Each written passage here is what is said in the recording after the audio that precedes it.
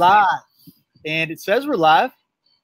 Awesome. I'm here with Shannon Drake. Can you hear me okay? Everything good? It's all good. Oh, man. What a fiasco that was. But, hey, I'm full of energy now. Fight or flight. You know, it is what it is. But, yeah, thank you for taking the time and joining me. I mean, we both, share similar stories to just the grind and the beautiful grind of starting a business. And you've brought two killer businesses to market, and I've admired your tenacity. Because I know what it takes to bring a physical product to market. And I want to know what, just what you, what your story is and what got you into that, because I know a little bit about your background and the artistic side of things, because I love your packaging so much. And then I had no idea that you're actually, that's what you did. What was it? So yeah, introduce yourself and tell us a little bit more about where you're from and what you do and what you love. Yeah. Well, yeah. Okay. Let's see. I'll try not to get too in the weeds, but so I'm from Los Angeles. One of the rare unicorns was born there. And I started off my entrepreneurial pursuits right after college. I went to school for design at Otis College of Art and Design in Los Angeles. And I have one of these stories where, man, just like magic happens to me and disaster happens to me. And I kind of just climb my way through it. So I went to school for design. I thought I was going to be a painter. I got into the art world. It's a mess. It's so horrible. It's cutthroat. It's just nasty. It's so competitive and it's hard to make a living.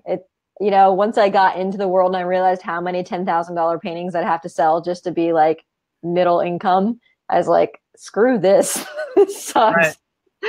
So I fell into a job doing marketing for a shoe company called Just Fab. And they're like one of these shoe of the month club kind of things. Yep. One of the original Silicon Beach startups back when that was a big scene. And it was kind of right around when social media marketing became something worth doing for large companies.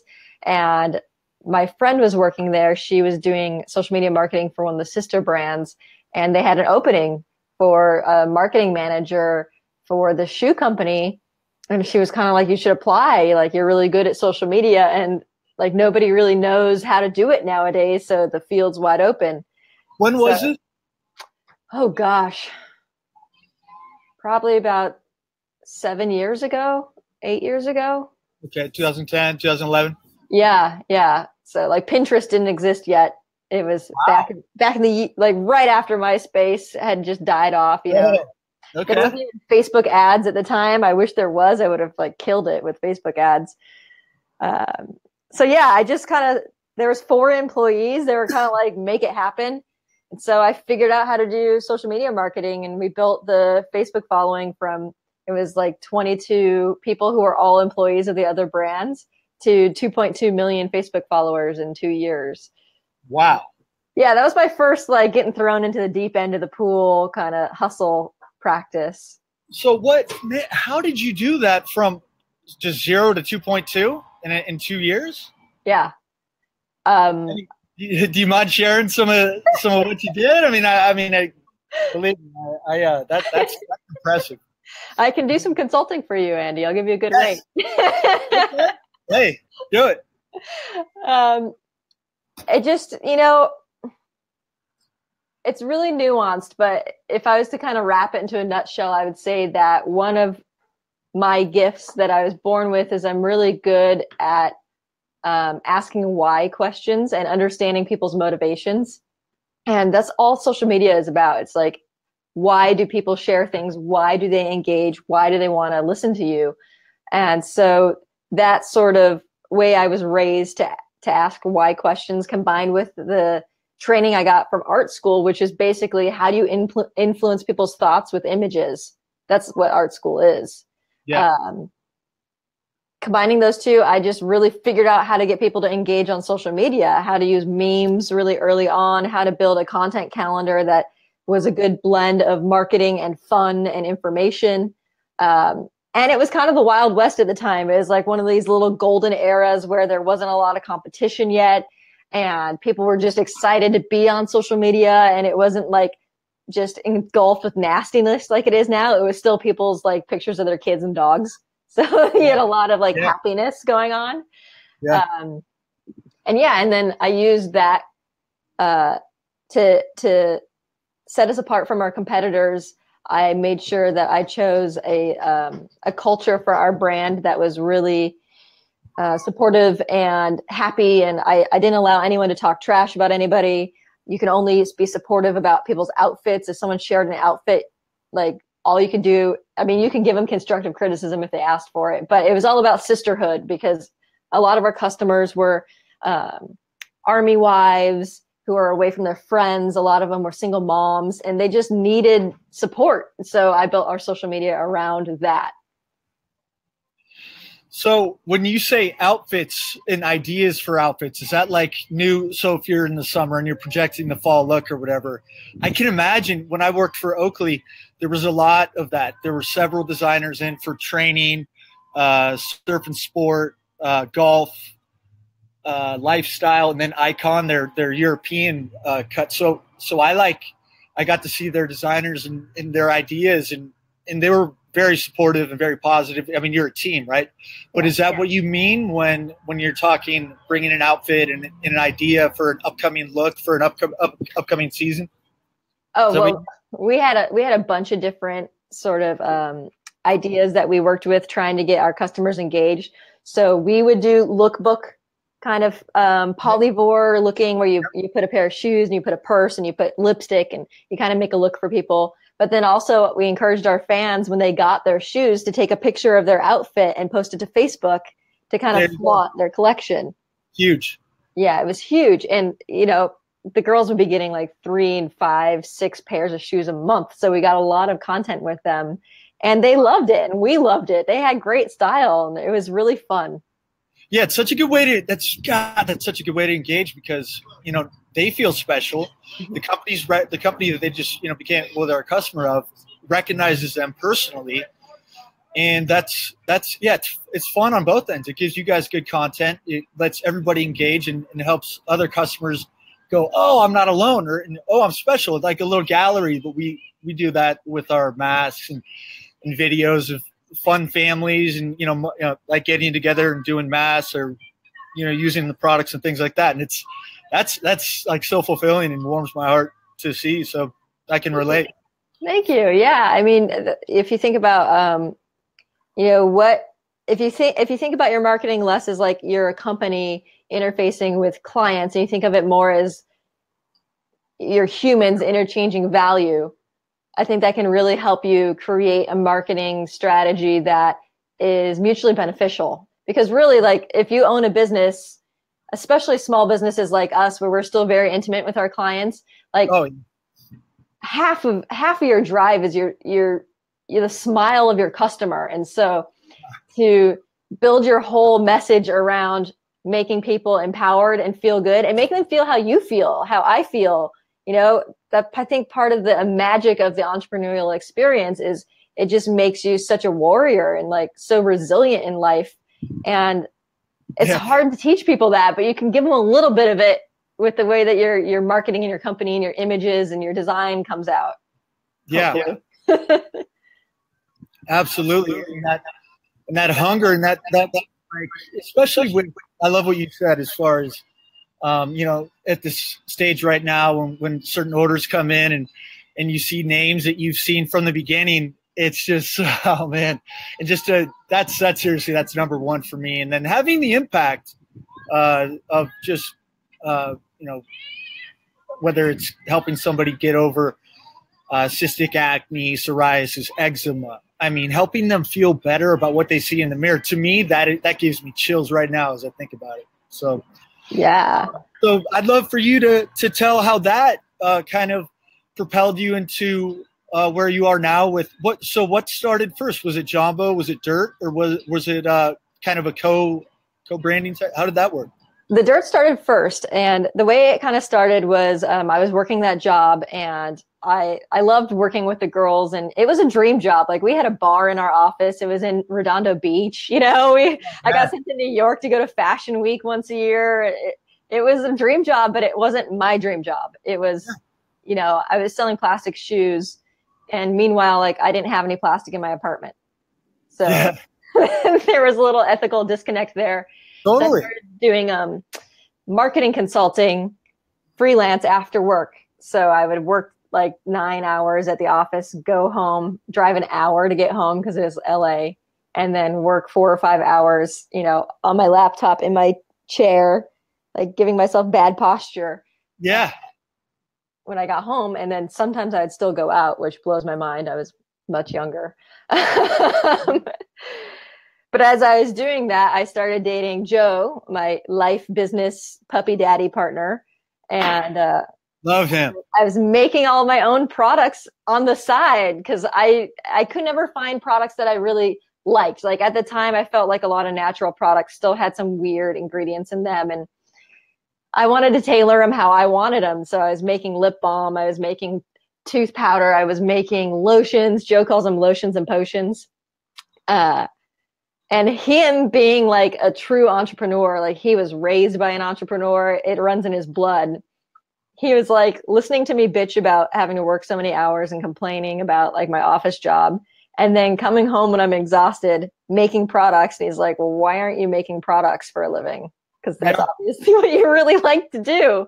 Mm-hmm. You like them? What was your first one? Were you baking? So what was your first? So you said the teeth powder, your lotions and potions. What was the first one that you, like, your first baby? Did you have an OG like thing that your go-to was?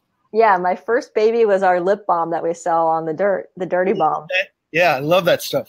Thank you. Yeah, I had a similar kind of similar thing to you where when I was younger, I went camping a lot and I would get really sunburnt.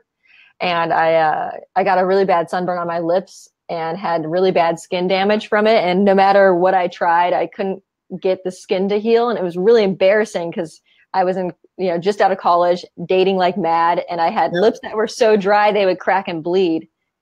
Oh, wow. It was so embarrassing, especially this one time I was going in for a sweet hot kiss with this guy. And I pulled back and he had blood on his face from my lip. Oh, horrifying. No. Horrifying. And so I started making the lip balm to solve my problem because nothing worked. I tried this pot of like $300. I got a discount on it because my friend worked at the company. Lip balm, magic stuff with stem cells and all that. And it did nothing. Once it wore off, nothing. It was back to square one. So I had to solve the problem. So what'd you go? Beeswax? The secret ingredient, which isn't so secret because it's on the label, ghee. Ah, nice. Ghee is awesome for skin repair. Yeah.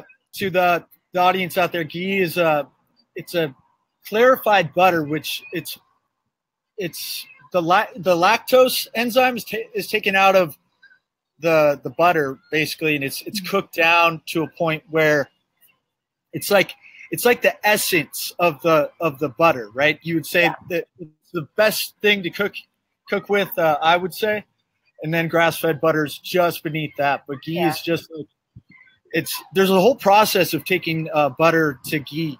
Do you can you explain that better than I can? So you basically take a super high quality butter and you heat it slowly and agitate it, and the proteins separate from the fats. So the whey and the lactose are proteins. They separate from the fats and they skim those off the top. And then just the oil is left over. So it's shelf stable. It's just lipids. It's most people who are like slightly allergic to casein or lactose can still use it. If you're like seriously allergic, some people still have a little problem with it. But topically, it is awesome. It has all kinds of vitamins in it that a lot of oils don't have. So. And it really penetrates. I like it. I'll just know that, or was that a Hail Mary? What was that? Did you know that at the time, or was that like a Hail Mary ingredient, kind of just experimenting? Did you do your research on that, or because I did a lot of things just experimenting, totally? A little bit of both. I was looking at natural beauty solutions from around the world because I really believe that like our grandmas had a lot of knowledge that we've lost Oh yeah. so much, and what they used on their skin. And so uh, in India, they use ghee on everything. They put it on their babies, they put it in their belly buttons, they put it up their nose, they put it in their eyes, like Yeah. everywhere. And so I just like, hell, I'm going to put it on my face. I've tried everything else and it worked. And I mean, it tastes great. So that helps. There you go. Yeah. Man, when I was making my night cream, I had beef tallow was my mom. She's probably watching this right now. I guarantee you. She went and got 5 pounds of grass-fed, grass-finished beef tallow from Belcampo. You know Belcampo? Belcampo? Yep. Bless her heart. Thank you, Mom. So we sent that off to my manufacturer in Hawaii, and they put together an unbelievable night cream.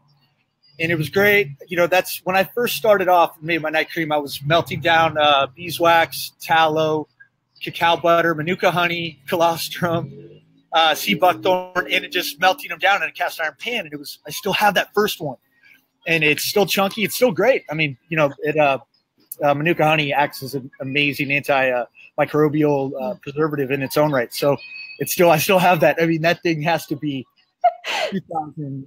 It has to be 7, 8 years old, but I still carry it around. I'm so glad I didn't lose that. I still have my first lip balms too. I love that. Yeah, no, it's so cool. But yeah, I had to remove the tallow because that was back when I really wanted to get into Whole Foods. So Whole Foods had non-negotiable. They have an ingredient list. I don't know if you've looked to get in there, but they have like with their health and beauty department, they have ingredients that they just won't. You can't put the products on the shelf. So tallow was one of them. That broke my heart. So we had to start from scratch, and we took that out. I didn't want to, but I did. And the night cream it's probably our best product right now. But it would have been great to have that in there because I love the nourishing fats in beef tallow and beef products in general. Especially when it's just the story behind it, having my mom go across. I would have loved to tell that, but so nonetheless, I have a lot of beef tallow that you can use it in your hair. It makes a great hair gel. It does. I mean, I put it everywhere. That's one of those things you can feel. I mean, post sun exposure, burns, whatever it is. I mean, I still to this day I walk around. My FedEx, my USPS, the people, they've seen everything on they come to the door and I'm experimenting one side of the face with, I'll split it up into floors, like top here, different things just to see what works and what doesn't. But it sounds like, you're similar where it's just, we're our own biggest science experiment and we know the truth. It's like, I either feel it works or it doesn't, period. In my case, that's how it started. So I want to get back to how you were talking about, you didn't have any plastic in your apartment. And you're like, here you are selling plastic shoes. It just didn't feel right to you.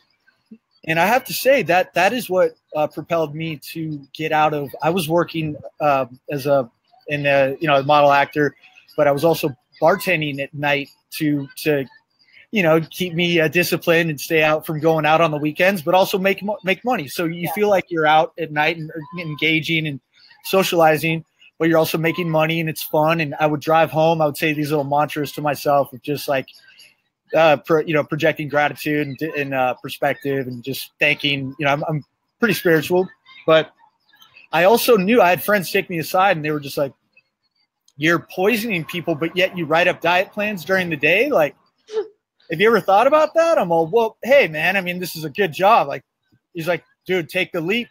You got to take that leap. Get out of there, man. You have people paying you to write up diet plans. How about you focus on that full time? And I was really offended.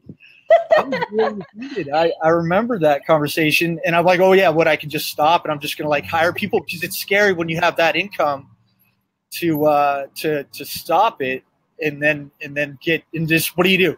Like just start finding clients. But man, looking back, if I were to do it, like I wouldn't change the thing first off, but if I were to, like, if someone else was in that shoes, in those shoes, I would save up money. So you would give yourself a month, right? Give yourself a little timeline or whatever. A lot of people say don't give yourself a plan B. and only focus on A, which I like too. I like that too. But I would save up enough money to where you're good for a month for food, rent, and then just pound the pavement daily, in and out, content wise. If it's your passion, if it's something you eat, breathe, and sleep, people are going to notice. Social media is great for that. You can see, the love. If someone's into whatever it is, you can see it in their eyes. I mean, we're just responding to passion. I had something recently. Someone was just really into, man, what was it? It was into, I think it was a pasta dish that they were explaining, and how they made pasta from scratch. But just the way they lit up, the way their eyes lit up talking about it. I don't eat pasta, but I maybe want to eat pasta. You know what I mean? Just responding to that, engaging to that passion that they have. And so people respond to that. People respond to excitement that you have, whatever it is. And so I just, if I were to look back and to anybody out there listening, man, I don't care what it is. Pay attention to the things that excite you, because that's going to excite people around you. People feed off that stuff. I know I do. You know what I mean? Totally. And, I think a piece of advice I found really useful is like, what do you daydream about when you're bored? I love that. Yeah, because for me, it's hard for me to figure out what I was passionate about, because I'm passionate about a lot of things, and I still am. And it's taken, I think, some of the most difficult discipline I've had to deal with is I get bored really easy. And I'm really like, this is going to sound really braggy, but I'm really good at a lot of things. So it's easy for me to hop from thing to thing to thing to thing. And I enjoy the challenge of learning. And so, one, it was hard for me to figure out what I was actually passionate about in a way that I could sustain. And two, it was just hard for me to stay focused, because like once I learn something, I almost want to go do something else, because I feel like, oh, it's good enough. I can play Ode to Joy on the piano, like time to learn to play the guitar. And so big challenge. Okay. I'm one of those people, like, I just learned how to bird hunt this season. And now I'm like, archery time.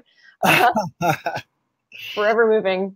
Yeah. But, so tell me a little bit more about, so you went from Lip Balm to, did he go, I mean, from the first step. So did you just start going, all right, well, did you move from a commercial kitchen? Did you start buying the little tins? Did you start, your logo is sweet. I love it.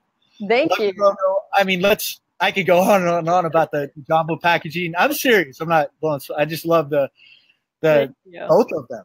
And so where do you go? I mean, so how'd you go up? How'd you start with that? What was Dirt the first name? Did you have another name? What happened? How did that go? Joe came up with the name Dirt. So I came up with all the formulas, and I came up with the flavors. I really like flavors. I love smells. I'm a smell freak. I'm so excited for your future products. Nice. But when he's my guinea pig, and so he's brushing his teeth and he spits it out in the sink, and it's clay, so it's dirt colored, and he like looks in the sink and goes, "That's a problem." I'm like, "What's a problem?" It's like, it's not white. Like, how are you we gotta turn this bug into a feature. How do we do that? And it was really early on. I didn't know what bug into a feature. I'm like, what the hell does that mean? Yeah. Because, when there's a problem with something, sometimes the problem becomes a feature if you can like change some things around. And I see where he's going with that. Yeah. So his genius idea was to name the company The Dirt, and then just like own that it's dirt. And so then it becomes a feature. Like, it's not a mess in your sink. Now it's proving to you that it's natural. Okay. Blew my mind. I was like, how did you even think of that? And then the logo, it was just a little homage to my past life as a painter. So it's like 2 brush strokes with like a big fat brush, which was how I used to paint. Yeah, it has like a little smear, but it's nice. Not a smear, but like almost like it's a smattering. Yeah, kind of, but it's a good color scheme too. I like the black, the yellow with a little bit of a gray-ish charcoal. Yeah, it's good. It's good.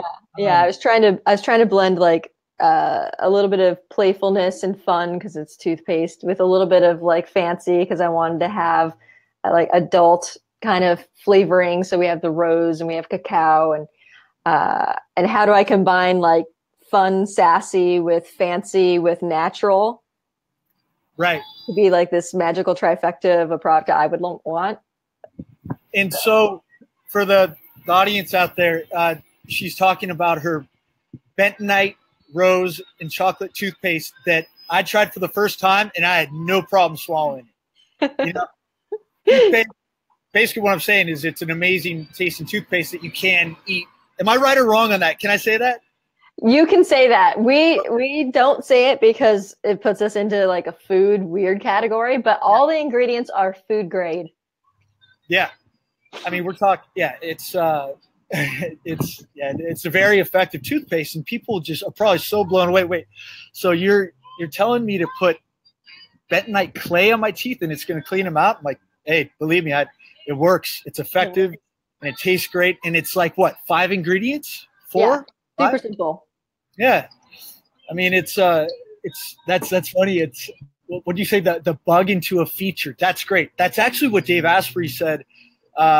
We'll start it right in the beginning because I had a little too much kelp powder. Right at the beginning when I was running around LA and just testing, I was just trying to get the word out. I felt I had something, and I would it was my beta testing, but I just for feedback, I would meet with different estheticians, and they would, introduce me to other estheticians, and they were so sweet about it, but they're like, honey, just blown away with the apple cider vinegar and a little too much kelp powder, which, I mean, you don't have. Was it stinky or was it green or both? Well, it was both. So you had a bunch of sea monsters running around? Oh, absolutely. And, I just, it was very stimulating too, because we had to tone down our ascorbic acid percentage, the vitamin C in it.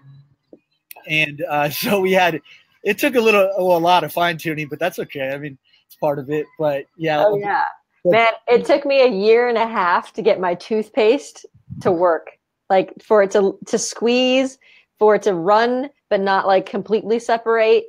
Yeah. Because I didn't want to use an emulsifier. I didn't want to add any weird chemicals to it. So. Yeah. It drove me crazy. What's that? It drove me crazy. Like I would have breakdowns, like throwing things. Like I'm not a very angry person. I don't I'll get excited about things, but I don't get like upset. I'm pretty even keel. That toothpaste, I probably threw the tube of the toothpaste on the ground in frustration at least a handful of times and just walked away like, screw this. I'm not doing toothpaste. This sucks. I can't handle it. It's not going to work. And then Joe would be like, get back over there and give it one more try. And every time it's just that one more step, more step. That's like the entrepreneurial mantra is like one more step. Just go one more time. Yeah. It always works that last time. Yeah. My mom brought up a cool article that she read, Barbara Corcoran from Shark Tank. Mm-hmm. And she was interviewed in a publication recently, and she said, what's like the number one, I don't know if she was asked like if it was like the number one entrepreneurial trait or what stands out to her as an entrepreneur, and she said they just don't feel sorry for themselves. They have it like inside to where it's like it is spot on. I thought that was correct because I never wanted, and it's even hard to say out loud right now. I just seriously, I'm not like trying to pat myself on the back, but I will never like stop or give up or whine or complain or definitely not quit, period, until I get something. Until I get it to where it is, we have these visions, and it sounds like, you can totally relate. Visions, daydreaming, that's, very similar in their own right to, thankfully that I'm able to like act on them now, but I've been practicing visualization since I was 14 years old. Have you? Yeah, it's funny. What kind of visualization did you do? Did you like visualize on something, or did you more kind of like, for lack of a better word, like zone out and have things come to you? Because there's, I think, 2 different ways. Right. Are you talking, so when I was younger? When you're younger. Yeah. So I would, and this is before The Secret. This is before visualization was even a thing. I mean, to me, I didn't even know anything about it, but I would lay in my bed, and I would do these little finicky things and throw like a baseball up towards my roof and or the ceiling in my room and just try to nick it. It'd have to lightly touch it, and I'd become obsessed with that. I'd play like little games in my backyard, envisioning myself on the mound pitching to hitters, and then just like smelling the grass that was just cut from, like, say if I cut the lawn or whatever. And I would put myself through game-like situations. And that repetition of doing that all day, that obsession of doing that all day, all night, that's just that obsession if I didn't nick 10 out of 10, I would be so frustrated that, my parents and brother, they probably didn't know that I was in there having an absolute mental battle with myself of just of this little freaking game, just throwing it up against the wall. But those little things, those little characteristics, it all makes sense now. But those are things that I would do. I would definitely envision myself in the game-like situation from in that perspective or in that situation. But yeah, that's what I would do. That's so interesting. I think there's a certain it gets like really metaphysical, I think, and you might feel the same way in sort of entrepreneurship. Is there's this gap between how things are and how you can imagine them to be, and visualizing like that, I think you can approximate the feeling of being in the place you want to be in a way that like your nervous system starts to understand it in a way that then once you can kind of understand it, when you see those opportunities in the world, you go, aha, that's it. That's leading me that way. And I'm not certain, but I'm pretty certain because I've like played the game out in my mind so many times that this feels like a yes.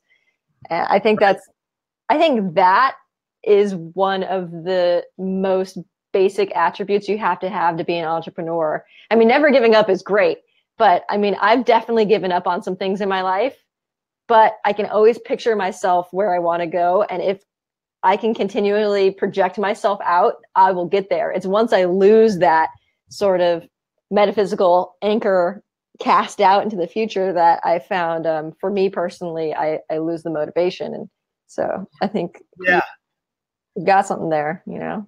Oh, absolutely. Yeah. And it's, I didn't want to make it seem like I've never quit, but just right now it's just, it's a different, you're at a whole different level. I mean, because there's stages to it, right? There's you've probably seen these little charts they have that's like entrepreneurialism, and it's like, it's great, it's awesome, it's great, it's awesome, it's great, it's awesome. Yeah. I'm sorry, it's great, it sucks, it's great, it sucks, it's great, it sucks. And you know, they get less as you get farther along, I think. And I think both you and I, it seems like we've kind of gotten out of the like trenches. And now we're kind of in that like, oh, I can see the escape velocity is like happening. And so that's a really powerful place to be, because it's like doubt has left your mind, and you know, as long as you don't give up, it's going to work. And like, it's a stage, I think, in entrepreneurial. There's a doubt stage, there's a like no doubt stage, and there's the actualization stage. And then there's the, how do I even grow it from here stage? Is like, okay, we got to the moon. How do we get to Mars? So, right. Exactly. That's actually a good segue into what I was just going to ask.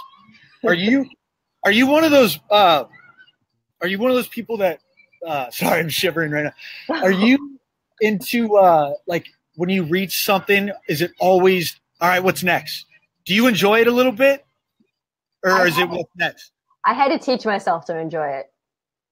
I made a serious like spiritual happiness practice out of not chasing the next thing, because I realized that while that's a really powerful character trait, everything in life has two sides of the coin. Like, that's a really powerful character trait to get you to some place you want to be, but it also doesn't create happiness, because then you're never content and you're never grateful in a certain way.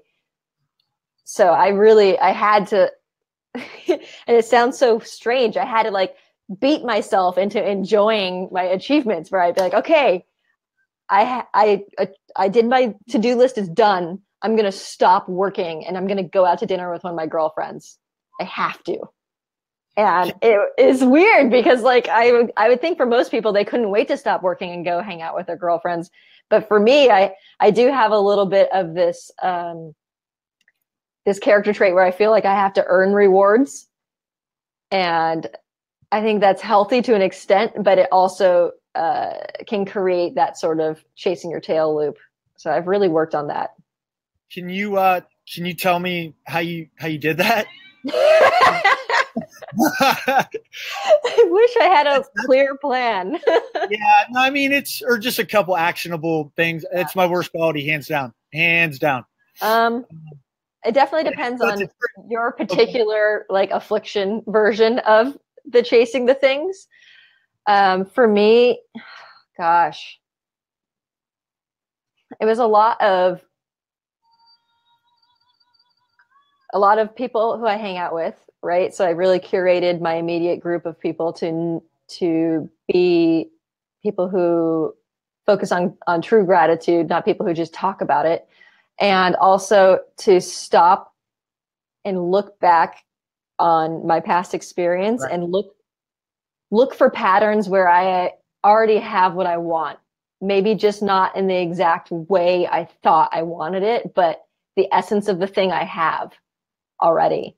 And just repeating that retrospective pattern, rewiring my brain in a way to be like, you're not chasing anything, you already have it. And you're just like polishing the stone, right? You're just adding more facets to the diamond you already have. Yeah. I had a couple buddies employees, and they said that exact same thing that you just said, that last part.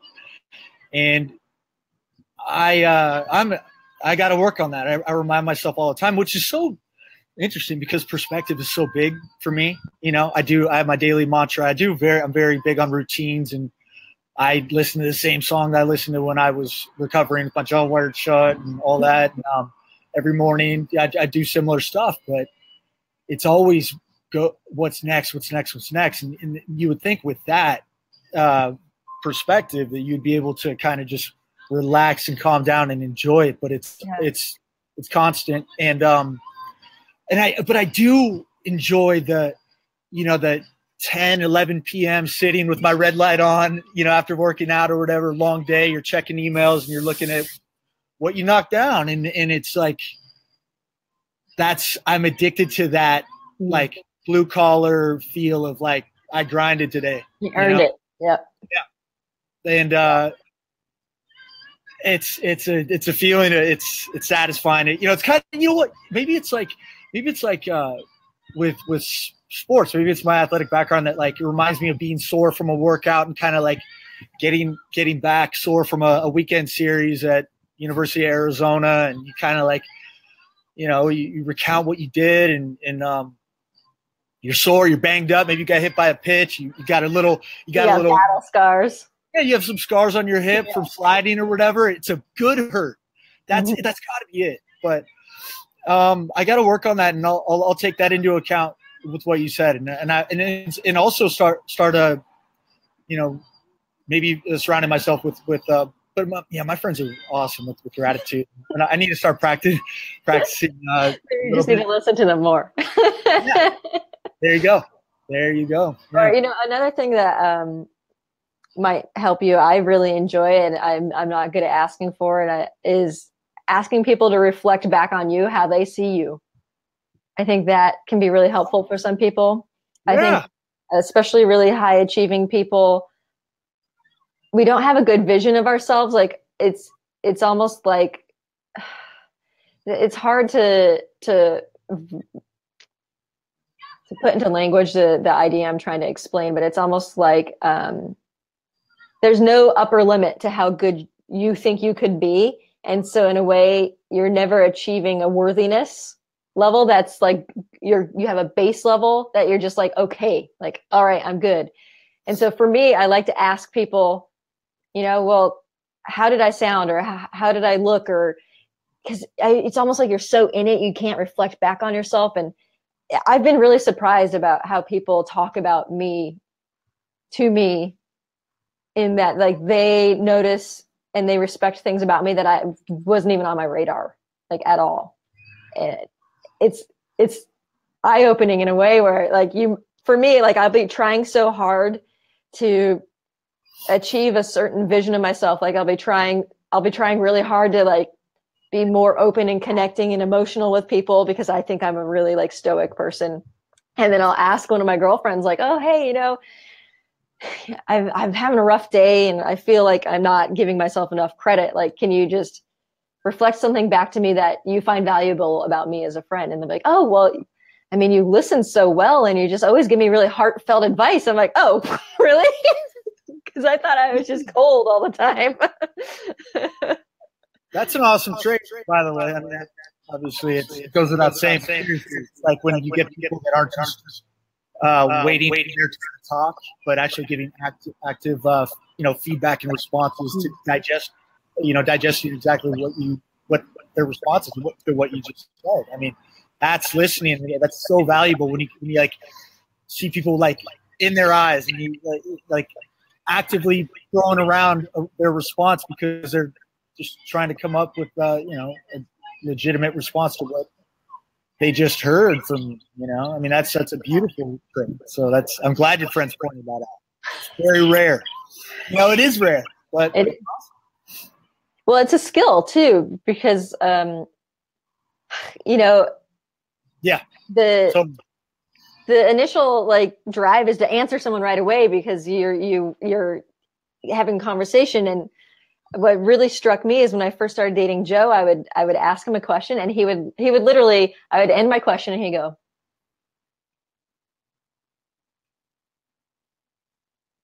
you could for like 4 minutes. And I'd be like, wait, did you not hear my question?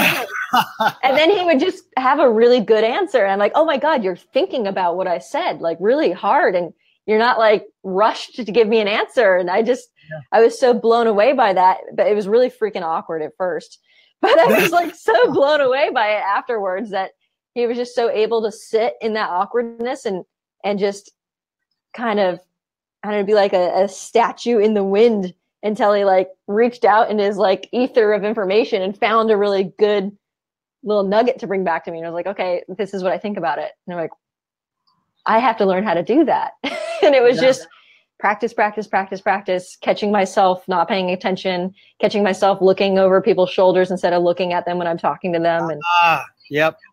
Just focus. How do I bring the focus that I have on other aspects of my life to people? That's it's just a skill, everything you can learn anything really. Totally. Yeah. My brother-in-law is like that. It's beautiful. It's just super intense listener, I mean, incredible feedback, but just in depth, it's so beautiful because I'm just not really used to that. I mean, I love it. So I wanted to touch on we talked about something, and then the struggles, and then where you really the struggle is really when you find out what you're made of, and without that, if you've had things just, I mean, I remember I would get my rent paid off as early as I can in the month, and then I'd be able to, just map everything out numbers wise to survive. I mean, don't get me wrong. It's not like it was just my personal deal, and I wanted to earn everything. And it was right after college, and I was scared to not be able to pay rent. So I got as many jobs as I could. I think I had 5 at one point. Oh my God. Yeah. Working as a bartender. I was a caterer. I was modeling a little bit. I was working as a door greeter for Abercrombie and Fitch. And I was also waiting tables. And but I was just scared to not pay rent because the last thing I wanted to do was ever ask for money. And so having that like, I don't know if it's struggle or just toughness or it develops resilience in you that, survival and just developing little tactics to giving yourself a budget to eat throughout the day, $7 to $10 a day. You can make that work. Seriously. I mean, dozen eggs, if I was eating black beans at the time. Trader Joe's is great for that, by the way. Oh my God. Trader Joe's got me through college. Yeah. And it's just like things like that, survival, builds toughness, builds resilience. The struggle, you find out where you're made of, and really you build that confidence that you can pull yourself out of anything. And I guess the point is, what I'm trying to make here is if anybody out there is going through something like that, the obstacle is the way. Embrace that that struggle and be comfortable with being uncomfortable and go, I got this. It's easier said than done, sure, but you prove yourself right.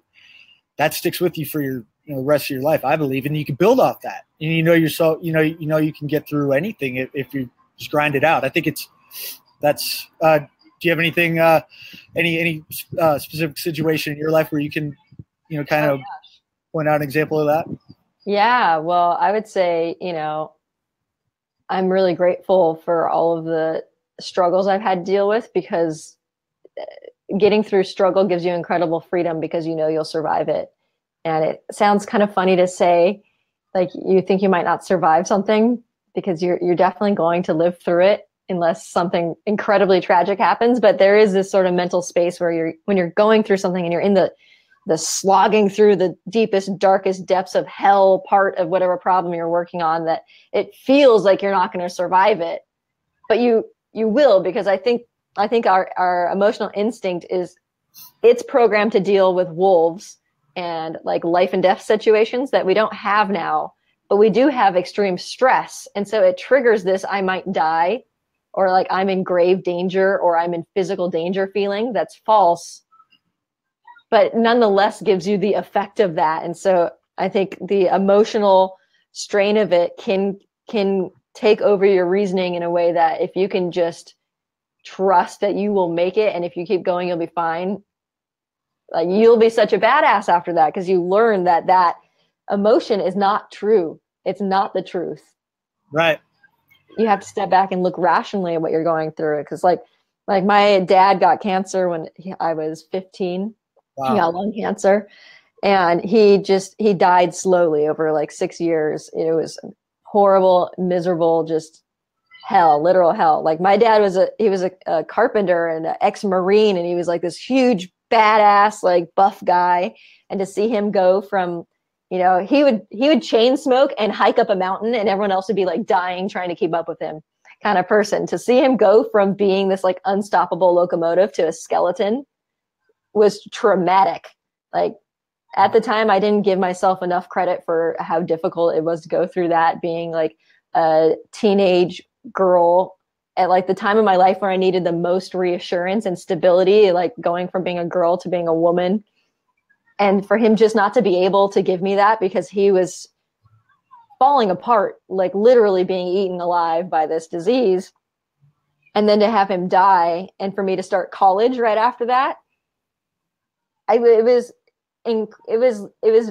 lost at sea, just completely floating around. I had no idea what to do. My mom was, I love her. She did her very best, but my mom, she married my dad when she was 20 and was with him since she was 15. She had never been by herself before. So all of a sudden I had to like be the rock. I had to kind of be the man and like hold myself together. This was the role I thought I needed to do in order to show up for her.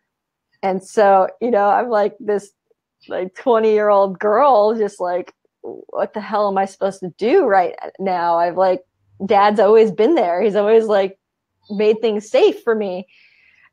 And it was a mess. And then my mom started dating a new guy, and he would like do drugs in our garage. And it was not the life I was used to. I was used to like nuclear family, really safe, middle class, not this. And it was intensely traumatic. There's periods of that time of my life I don't remember them. Like, I have erased the memories from my mind to deal with the stress of it, and to deal with this giant stranger man who's now in my house, like raging around on drugs. It's the polar opposite of your stud father. The opposite, the complete opposite. And I was young. I didn't have any sort of experience or mental reasoning to figure out the universe anymore. My universe was plunged into chaos, and like, how do I make order out of it? And I thought about suicide, and it was intense. To like, the only reason I didn't kill myself is because I didn't want my mom to be sad. That was the only reason. And to go from that when I was 20 to now I'm 33 and I own 2 businesses and I have a great relationship and I'm surrounded by amazing people, I would have could not even picture the life I have now when I was there. So for anybody who's going through struggle, like no matter what depth of hell you feel like you're in, what, you know, you feel like you're at the bottom of a well and everyone else is at the top in another universe, the emotion is not the truth. And you can pull yourself out of it. It just takes time. You just have to be patient with yourself. There's a certain level of being okay with feeling miserable for a little while. No, that's wow. Thank you for sharing that. Yeah, you hit the nail on the head. I mean, it's just fortunately I haven't experienced anything like that, but you know, it's you're the epitome of strength, Shannon. I mean, I'm serious. I've admired that. I've seen it. It's just a feel. No, what? No, I'm serious. See, this is where humble Shannon gets all blushy because. Well, I mean that, and that it all makes sense now. Thank you. And it's just, yeah, it's a very good lesson to anybody listening. We're all going through things. It's a very relatable trait to just be able to experience and hear and listen other people's stories. I've had, you know, that's the beauty of social media. You see certain things that people are going through, and you realize you don't have it so bad. And so, yeah, thank you for sharing that. You're welcome. And you know, life is so interesting because, like, yeah, you don't have it so bad, but it's also tough, you know, and it's this balance of having perspective that, you know, you're not starving to death in sub-Saharan Africa, but also like life isn't easy. So how do you both, you know, not be sorry for yourself, but also give yourself credit? Right.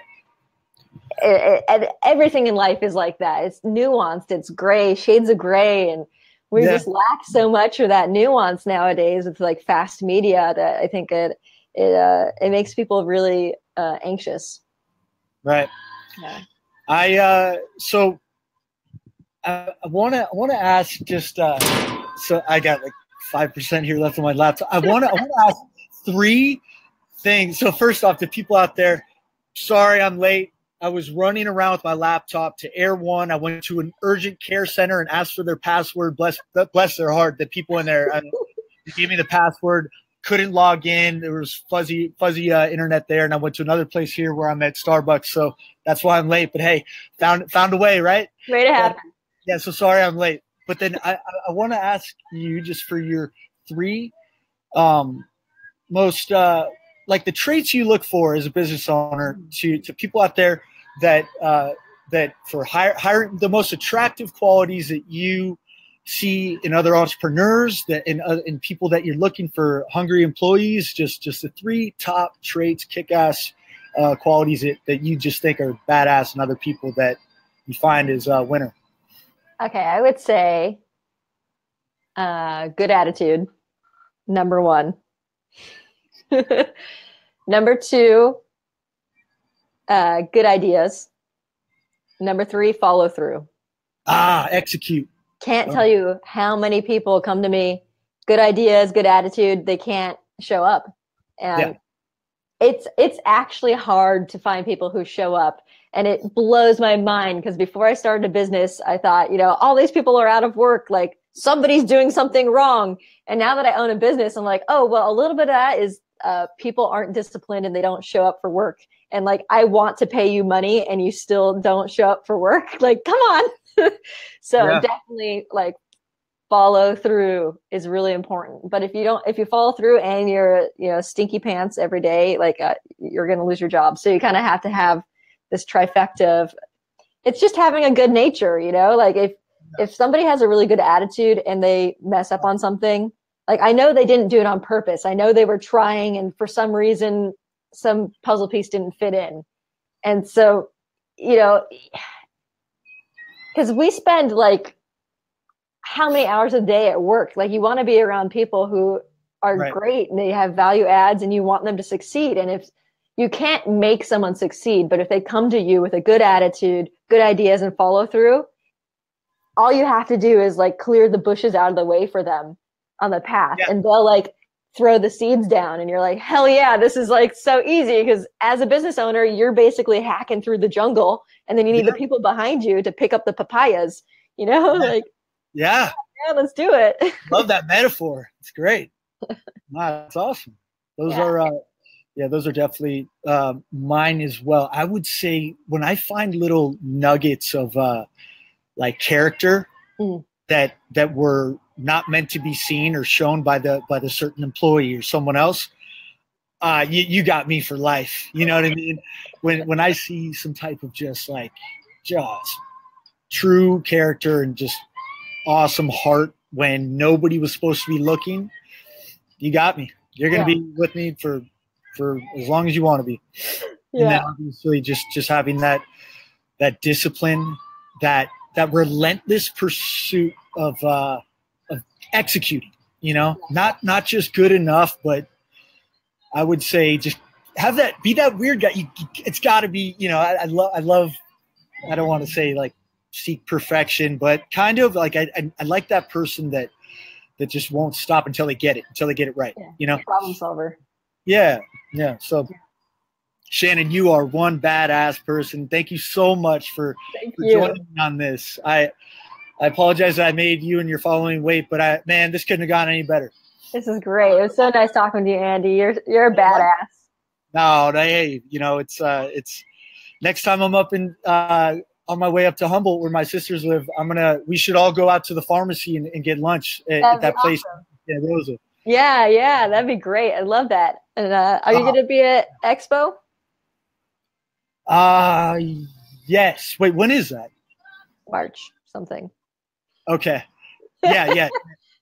Are you gonna be exhibiting, or are you gonna just go as like an attendee? Both. Okay. I got my booth Vikings working my booth, and then I'm gonna be going around talking to people and looking for packaging and all that hustle. That's awesome. Well, maybe I'll see you there, if not sooner, up in Humboldt. But hey, thank you so much for joining me, Shannon. Thank you. You're awesome. Thanks.